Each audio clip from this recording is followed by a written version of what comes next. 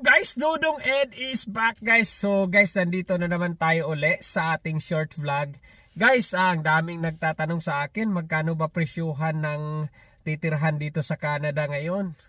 Dami. So guys, when I came here 4 years back, yung iniwan kong bahay or basement doon sa kabila, yung wala pa sila misis dito, nagtaas na, nagiging 600 na, it was 400. So makikita niyo yung vlog na yun yung room tour vlog ko doon, makikita niyo sa YouTube channel ko, Dodong Ed. So makikita niyo doon. Maliit lang yun 400, it was 400, ngayon 600 na. Kasi ang nakatira ngayon din yung kasama ko sa trabaho. Okay, so nang lumipat kami ni Mrs.